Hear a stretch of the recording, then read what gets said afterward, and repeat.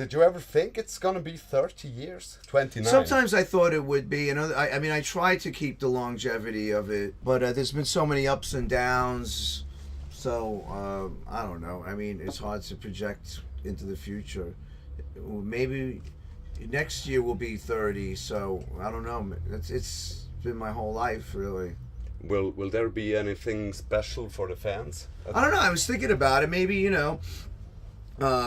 possibly doing like the whole cleansing record from start to finish, doing one of those type of things. I think that's probably gonna happen. Well, to me, almost a present. That was almost a present. Your new record, Songs from the Black Hole, because I was astonished to hear all the bands you're covering, like Husker Du. I mean, Prong and Husker Du, and you're actually singing, man. It's great. It's like your own song. I appreciate that. I'm glad. I mean, I'm trying to evolve. In the last two records, the studio records, Carved Into Stone and Ruining Lives, I had the benefit of working with Steve Evans, and he's like, you're a good singer. You could sing, and he sort of taught me more how to sing. Excuse me, and then. Yeah, I mean, and now I'm doing other vocal projects and I'm working on that more. So, it's hard to when Prong first started, it's hard to really determine what's going to happen. But I mean, I never sang in a band before Prong, and I didn't really even play any guitar before. So I've been learning as I go along. It's on the job training. So was it challenging to you? Yeah. That was the cool thing about the project to me. I mean, and you really nailed it on that. Was that's what made it fun. Was that it was challenging, and it was something of a project that I felt that I needed to step up and perform well on. And I was given these songs. I mean, I didn't choose them. Jason, pretty much, the bass player, chose 80% of them, and it was to try to put my vocal style or try to emulate these great guys was a bit of a challenge. I was like, it was definitely an interesting project to do for me as a player singer, and that applied to the guitar playing too. Like it was, it was a cool thing, definitely. There were very, very special songs that I wouldn't associate with Prong, like the Neil Young cover. Was it always the choosing of another member, or did you want to do these songs? No, I mean when I was posed to doing it, because we were trying to get a concept for the record, rather than just picking random songs all over the place. That's a concept in itself, but I like the idea that Jason posed was, finding the real roots, and then finding artists that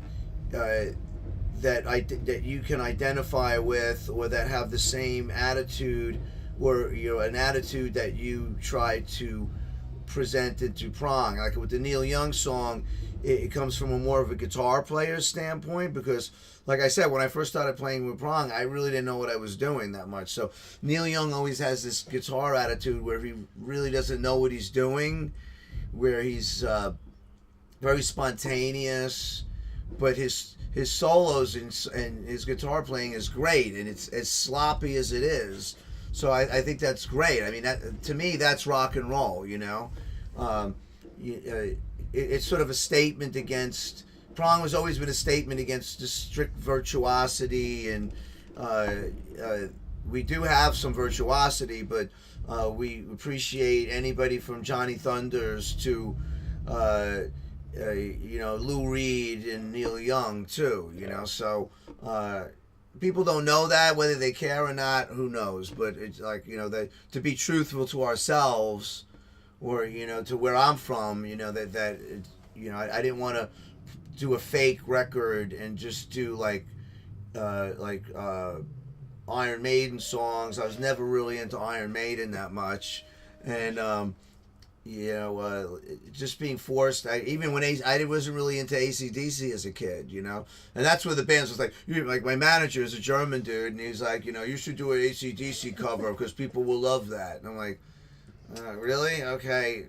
I don't think so. Yeah, are you doing it for someone else's sake or what? Well, you do. Playing in a band, you do. I mean, really, legitimately, that's the balance you have to, somehow make some sense out of, and it doesn't really work that much. Is where you try to break some new ground, you try to do interesting things, but really the basic fan may not like that a lot of times.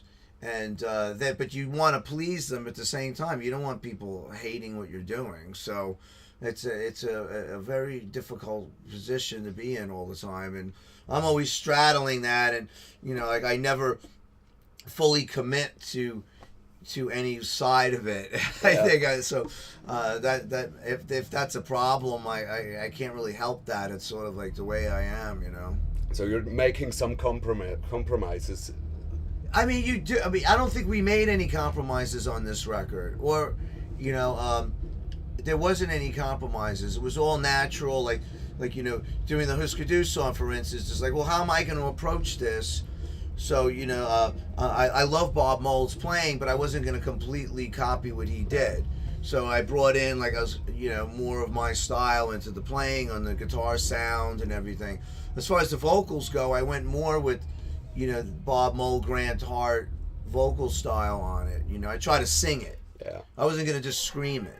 It sounds great. Oh, thanks. Yeah, Great. So we had to make those decisions, though. And that was a big decision with me. A lot of the guys, Jason said, just go in and do it. Like, it should be raw. And I was like, I didn't really want to go that route. I wanted it to be better.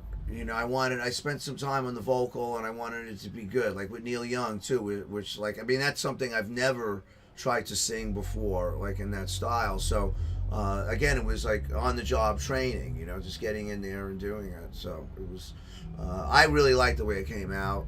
I think like journalists and people that are familiar with Neil seem to be liking that version, and from a guitar player standpoint, it's really good. I really liked what it came out on it too, because that was difficult as well. Is taking his improvisational jam solo, which is recognized as being a fantastic piece of guitar playing, and then not trying to copy what he does, and not doing my own improvisation, but taking his parts and then taking some of the parts of the solo and then making them into real guitar parts. And that was like, I had to pick and choose and try it, and then learn it, and then try to put my style to it. So it was a bit of a project.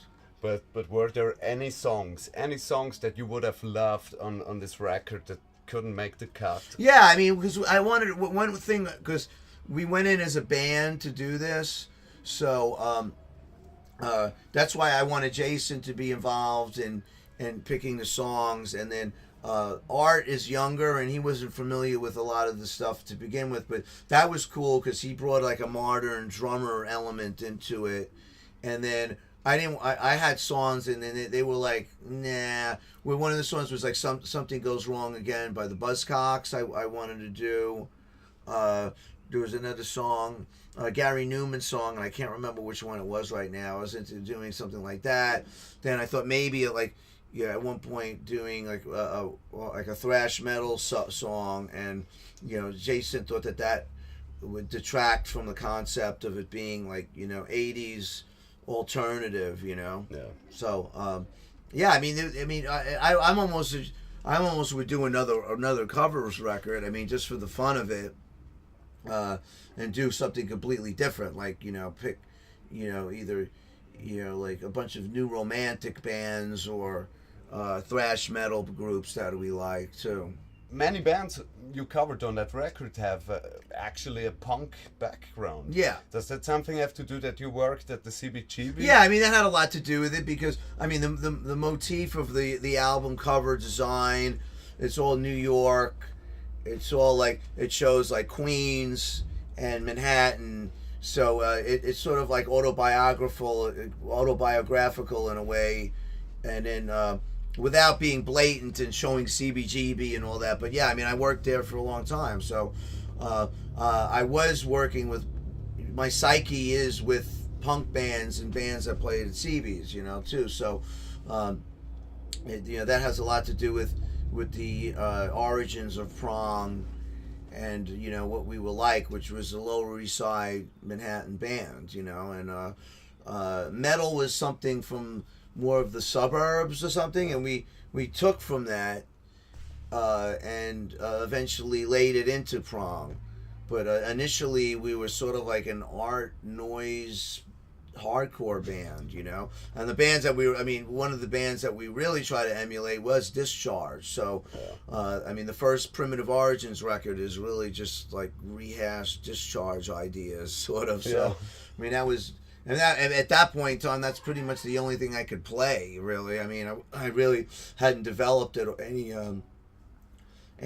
I haven't really developed that much as a guitar player anyhow, but like that, that was where I stood, and Black Flag too. I always was attracted to Greg Ginn's playing because it was easy to copy or to fake, like that's why kids. But when we were starting, when I was playing, like kids were into playing Kiss songs and Sabbath because we could play them and we could figure them out and like play them, rather than, kids today have so many more.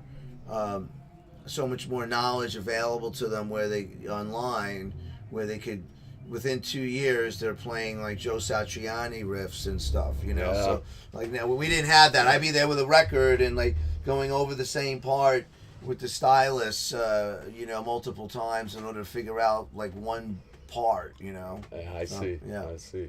Yeah. All right. All right. Thanks, Ben. Appreciate it, man. Thanks, Tommy. Thank you.